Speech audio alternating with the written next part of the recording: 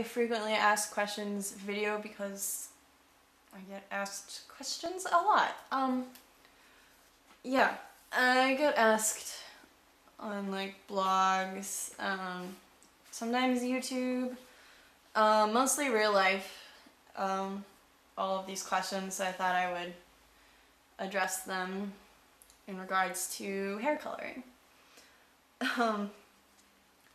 Yeah. So, the first question I get asked most often is, what salon do you go to?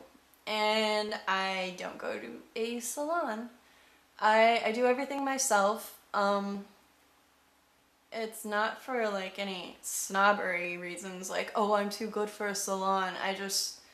I feel like it's really, really expensive, and I know that they can probably do a better job, but before I do anything, I make sure I watch a lot of videos and I research what I'm doing before I do it, so I kind of trust myself and feel like I don't need to go to a salon unless I epically screw up, but I try and like learn as much as I can about what I'm doing before I do it so that I don't screw up, so I won't have to go to a salon. And so really I only ever go to a salon to get my ends cut. Are you salon trained? I'm not. I would like to be, but I don't think I really have time. I'm a filmmaker, editor, cinematographer, writer, blah. That's my area of focus. Hair dye is just a hobby, and I love it, and if I had the time and the money, I think I would go and do salon training, but no, I haven't. I just learned to do it on my own, and I do my own hair. I don't really touch other people's hair. All I do is I give advice and I say, oh, this worked for me. And I have friends who are salon trained. One who turned me on to the Ion Color Brilliance, which I've reviewed like twice. And I talked to her a lot about hair problems or things that I'm going to do, and she gives me really good feedback. So, I mean, I'm not like completely out in the dark making it up as I go along. I mean, I used to be, and it was working out fine, but I've got people that I go to and like talk to about things, but I don't go into a salon and I'm not salon trained. What are my go-to brands? Special effects. I own, I think, only 3 special effects dyes. Wildflower, Deep Purple, and Blue Velvet, but they are my favorite ones so far.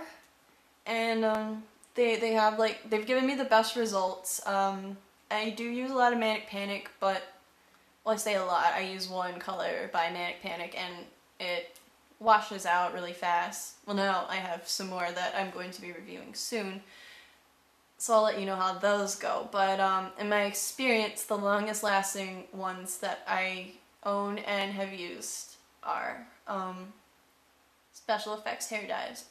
Another close second, surprisingly, is Raw Color.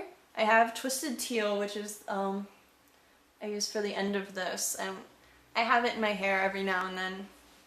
I really, really, really like the color that it has. I don't actually know if Raw Color is still made because I haven't seen it in years. I think the last time I saw it was like a year and a half ago at Hot Topic, but I think Hot Topic carries Manic Panic now. Yeah. That's another one that when I don't know what to do, I just pour the teal in my hair, and that one's lasted me a long while. I don't like it as much because it stains my hair green. And, I mean, I don't really mind. I can get that out easy by dyeing it over with Special Effects Purple. But, Special Effects is my go-to brand. My second, I think, would be Manic Panic. Third being Color Fiend, which I'll talk about later. How long have you been dyeing your hair? Ooh, that's a good question. I want to say about 5 years since like my senior year of high school when I just decided, you know, screw it, I'm gonna dye my bangs purple and or blue, I don't even know. And you can't do anything, blah blah blah. But actually now that I think back on it, middle school, for some book thing. I think it was the day where you had to dress up like your favorite book character, and I wanted to dress up as a character from Redwall. Um, I got those L'Oreal like highlighting kits, and I got the copper color, and my mom and I highlighted my hair copper, like with these like bright orange streaks. So I had that for a really long time, and I did one summer do the fuchsia in that brand. I don't know if L'Oreal still makes those. I think they make a version of it with like light blonde still, but I haven't seen their fuchsia pink color in a while. I think I have seen the copper one that I used recently, but that was back in middle school, so I guess that was when I first got a taste of dyeing my hair, and then I stopped that in like ninth grade, so I did that for about 3 years. And then I didn't bother it again. I had just natural hair until my senior year. And then all through college, it's been a slow progression of more and more hair getting dyed different colors. How do you get long-lasting hair color? That's hard to say. It's mostly because of my hair type. I say this in like every video. I have thick, coarse Italian hair, and so it's already built to kind of hold color in well, I think, because it's really rough and ragged. And then bleaching it also, that makes your hair more porous and more susceptible to hair dye, so that just makes my hair like just super wanting to grab onto the color. And I think that's why most of my colors last so long. Within like, I say long because I can drag them out for months without having to change them, but I like change, so sometimes I change them every week, every 2 weeks. But I can go months with just like the same color in and not touch it at all, and it'll kind of pretty much stay the same. And mostly it has to do with the type of hair and like how porous your hair is, how damaged your hair is, like through bleaching. But it also has to do with the brand. If you have like a really, I think kind of, I want to call it light brand, like Manic Panic, it comes out really easy. But then if you have a heavy brand like Raw Color or Special Effects, it'll stay in longer. And I'm not sure how to describe what I mean by light and like, I guess I mean like the consistency of like what's in the container. Manic Panic are more like loose and kind of watery looking. They're not, they're more like like, I can't even compare them to pudding. I want to say they're kind of like pudding, but they're a little lighter than pudding, a little more liquidy than pudding. Whereas other ones, Special Effects, are like cream paste type stuff. I would like toothpaste type consistency. And I want to say that's what sets them apart and makes them stay. I really don't know for sure. That's just my experience. Dyes that are more like Manic Panic come out faster, and dyes with a consistency more like Special Effects and Raw Color stay in longer. So I really don't know. And then another way is washing it with certain shampoos and stuff and taking good care of your hair, but I feel like that's a given. How much do you spend on hair dye? This is a weird question. In my lifetime, that, well, let's say that in the years that I've been dyeing my hair weird colors, I have spent under $35 on hair dye. And that seems really, really, really weird. But a lot of people give me hair dye that won't work, that they're like, oh, this didn't work for me, you dye your hair all the time, do you want this? And I'm like, oh, sure. Other people will be like, oh, I didn't like the color on me, do you want this? Yeah, okay. So I've got maybe 6 dyes that I have inherited. I've got a friend online who is mailing me a new purple by Manic Panic right now because she didn't like the way that it was in her hair. Like, it kept washing out and it was getting on her nerves, and she's like, oh, you like hair dye, do you want it? And I'm like, oh, sure, I'll review it and I'll wear it. Sure. So a lot of my stuff has just been donated, or just, here, I don't want it, take this dye. And so I've got like really weird brand of colors. I think the most expensive dye I ever bought was one in Japan. I think that was like $13, and I still have it. I use it every now and then, like kind of between colors. It's this nice green, like mint green. I'll review it one day. It's a really weird brand. I can't even find the website for it. I couldn't find it when I was in Japan, and I still can't find it. But it's really interesting. That was the most expensive one I bought. The other way I get kind of cheap hair dye is I get it like I got a bunch on sale at Hot Topic before. I've waited for sales at Spencer's and then bought, I think that's how I got my Manic Panic one.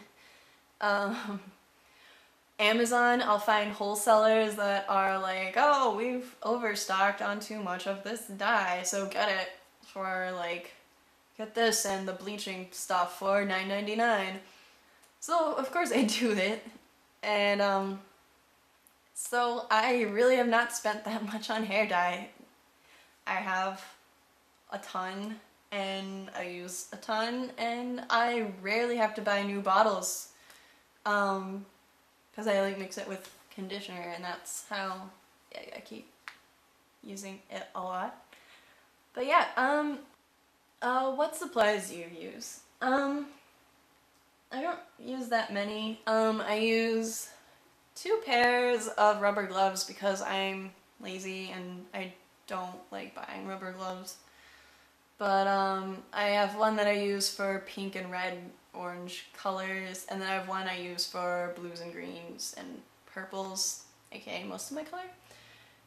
And they're not like wearing down because I don't use them that much. So the gloves, I also use a, let me get them out of sight. Use a tinting bowl from Sally's. It was like, I want to say like $1, $2. I used to not use one. I would just mix the color on my head, but for doing all of this, like the full head, I knew I needed some sort of container, and so I started using this, and I honestly don't know how I went so long without using it. It's great. Recommend it. I get all my supplies from Sally's. And then my 2 brushes, I have 2 sizes, small tinting brush, large tinting brush. I call them like the main and detail brush. I mostly use this one. I've had this one the longest, and I usually use it just for bangs or for like edging out areas, like how I didn't want the purple to get into the pink, so I use this to outline it, and also do like the ones on the side near my face, because I take this one and I just kind of like blah everywhere. So it's easier with this small brush, but then this one's easier for, you know, the main areas of hair and doing like the tips and everything. But I had the smaller one first because I really only dyed this area, and I only use these 2 for the hair dye. I used to buy, I think, Manic Panic's bleaching kits, and they would come with a black mixing brush, and I have like 2 of those, and I kept them because I would wash them after, like really hard after each bleaching session. I don't know if you're supposed to do that or not, but I do it anyway. And so that's really all I use. Those are all the supplies I use. Not much. I used to use a toothbrush. Before I had this, my mom is a dental hygienist, so I would take like really old toothbrushes, not really old and not used, but like just, they had like tons of extra, so I would just take one and I would just use that to brush in the color. I would never use my fingers. I think that's gross, but I know a lot of people like do use their hands. I see it, like people just taking it out of the tubs and like smearing it on their hair, and I've tried doing that like once, I think mostly with my hair toner, and it was a mess and I hated it. I didn't like touching it, and it got everywhere and it like stained my fingers. I didn't like it. So I use these. That's really all. What do you wash your hair with? I wash my hair with Garnier Fructis spray and shampoo and conditioner. I use their Color Me Happy brand, which is the ones on the pink bottles with like the greenish top of the cap. I think that's what it is. I've been using that for years, and it's made for color treated hair, and I really like Garnier Nutrice. Whenever I use box hair colors, I generally use Garnier Nutrice. That or L'Oreal, but Garnier is more in my budget range. I know a lot of people that dye their hair in natural colors use, I think like John Frieda, like professional salon brand, or salon level, whatever, of washes for color treated hair. But if you're on a budget, I really suggest using Garnier Fructis. I mean, it's worked for me all these years. Me personally, I don't know anyone else who uses it. Everyone else tells me different things, or they only shampoo their hair like once a week, or they use dry shampoo and all this other stuff. But I get really oily hair, so I have to kind of shampoo often. So I just go and use Garnier. So I don't really care if I want to like strip it out, but because I usually change it so often. But now that I have this new hair, I kind of want to keep it for a long time. So I'll see how that goes. But, Garnier Fructis Color Me Happy. There you go. You can get it at Wegmans or Target or Walmart or anywhere. Who is your hair idol? I guess like hair inspiration. 2 people. The first is Shrinkle, or Amy from Sugar Pill Cosmetics. I love her hair so much. You can look her up on Instagram under Shrinkle, or just look up Sugar Pill Cosmetics. I'm not affiliated with them, I'm just a fan. Her hair is just amazing, and she's like what inspired me to do like the full color, and like do all the little block colors and the fades and gradients. And hers fantastic. And then the other one is Carrie Pamu. I can never say her name. Whenever I get my hair cut, I like getting it cut in her, usual like razor cut bob thing. But I love all her little hair colors that she has in her videos. I loved how it's like a honey color. And she dyes it like pink and red. I don't know, it's so cute. I love her hair. Even though like mostly it's just wigs, she's still one of my hair inspirations. It's weird. What was your first dye? I'm gonna go with like because I already mentioned the L'Oreal stuff. I'm gonna go with my first unnatural colored hair color that I got when I was in high school, and I still have it, and I still have a good bit of it too. Like, not a good bit of it, I still have like a quarter of a bottle left. But After Curfew Blue by Color Fiend.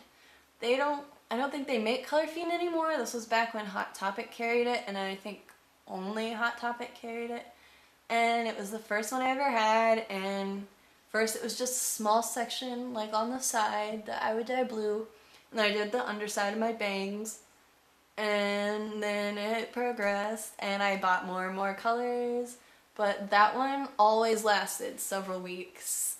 I didn't have to apply it that often. I really liked the colors it would fade into. Yeah, it was my favorite, and I'm really sad that they don't make it anymore, and it was my favorite shade of blue. But, I mean, I've got other blues that look like it, but I really like it. It was this nice midnight royal blue combination. I don't know, it was great. I've got too many in this bag down here. I would dig through it. I wish I had it ready. I'd dig through and be like, look at it. Oh, I don't know if anyone else remembers Color Fiend. I've got two other by Color Fiend. I've got Fuchsia Flash, and then I've got some really crappy purple brand, or purple color, and I really sort of hate it. It never dyed my hair right. I use it now to like, well, I was using it to tone my hair when it was blonde 2 days ago. But it would never hold in my hair. It would never even tone my hair. It was just really crap. I got that one on sale. I got the Fuchsia Flash on sale, and I still have a lot of that left. And not a lot, like a good bit. And that one worked really well. Just the purple one didn't.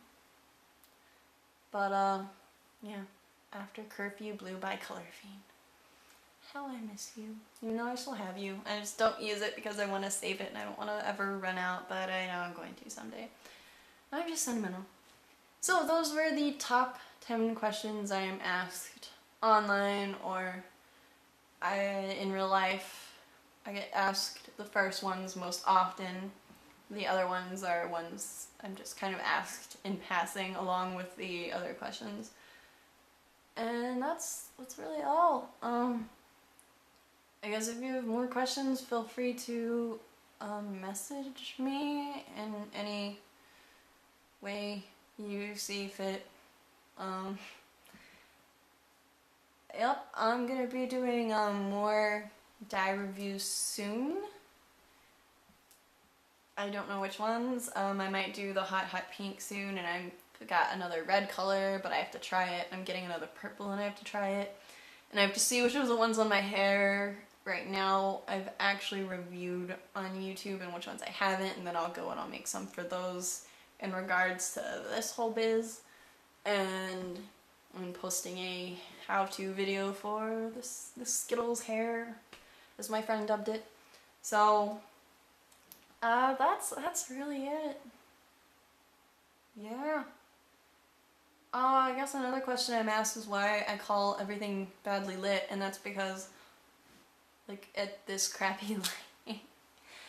I used to film these in my dorm room, which had no overhead light, just one crappy lamp in the far off corner.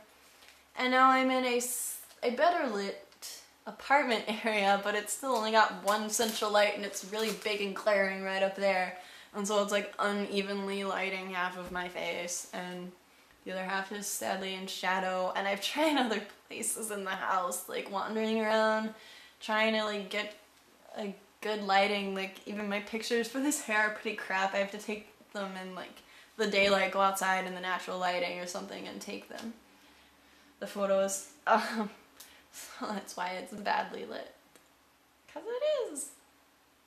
I feel like as a film professional, I should get some professional lighting, but I feel that would just like run up a huge electric bill every time I wanted to make a review, just setting them all up and blasting them on my face, plus they're really, really hot, and they would probably reflect weirdly off of all of my hair color. I should just do all my reviews outside in the sun. Let's just, but then no, then sound would be an issue because I'd be picking up sound everywhere, and then it would be called bad audio. Badly audio. So let's just go with badly lit.